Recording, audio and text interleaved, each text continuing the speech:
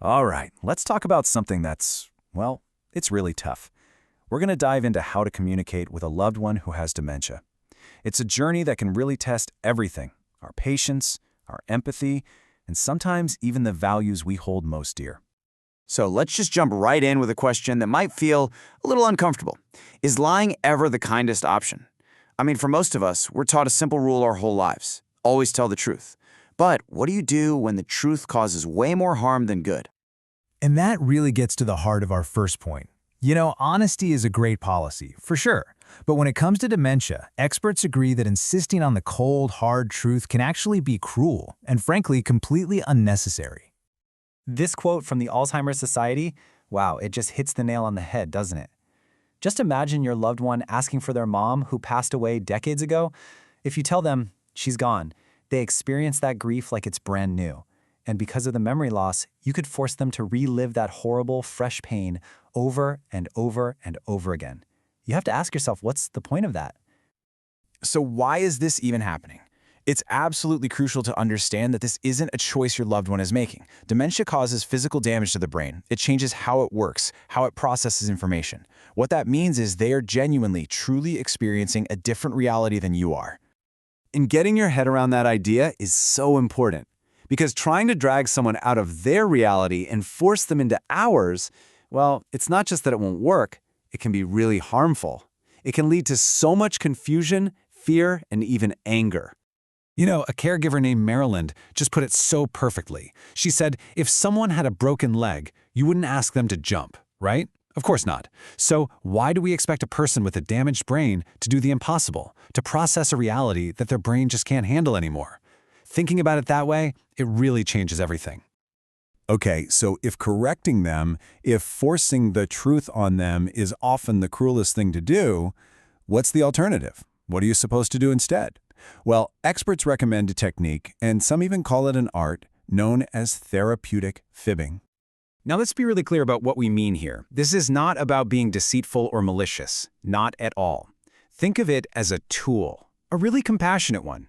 It's about gently bending the truth to make someone feel safe, to reduce their anxiety, and to give them the emotional comfort they're looking for in that moment.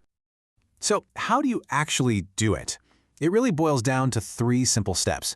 First, you listen for the feeling behind their words. Are they anxious, lonely? Acknowledge that feeling. Step 2, for just a moment, join them in their reality. Don't argue with it. And finally, step 3, gently redirect their attention to something pleasant, something happening right here, right now. Okay, that's the theory. Let's see how this actually plays out in a couple of real-world scenarios. Because when you see the different outcomes side by side, it's really night and day.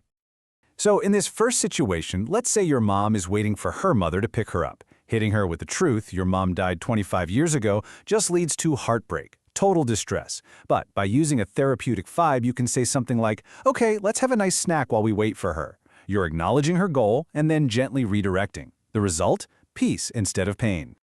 Or how about this one? It's super common. Your husband insists he's late for a job he retired from 2 decades ago. If you correct him, you don't work there anymore, it can lead to anger and frustration. He feels useless. But by joining his reality, you're right, let's get your jacket. You validate his sense of purpose. Then you can guide him to another task, like helping you with something, and the conflict just melts away. So you see, what this all comes down to is a really fundamental choice that we have to make as caregivers. It's a choice between being factually correct and being kind. Let's just bring it all together with these key ideas. First, always validate the feeling, not the fact. Your goal is their emotional safety, not making sure they have all the facts straight. You have to enter their world to bring them comfort. And remember, gentle distraction is one of the most powerful and loving tools in your entire toolkit. And this right here is the absolute core of it. If you take one single thing away from this, please let it be this. This is not about being a liar. It's about making a conscious, loving choice to put the peace and emotional well-being of the person you care for above absolutely everything else. And that really leaves us all with one final question to think about. In those tough, confusing moments, what actually matters more? Sticking to the facts of a reality they can no longer understand, or giving them a moment of peace and security in the world where they are right now? The answer, I think, can change everything.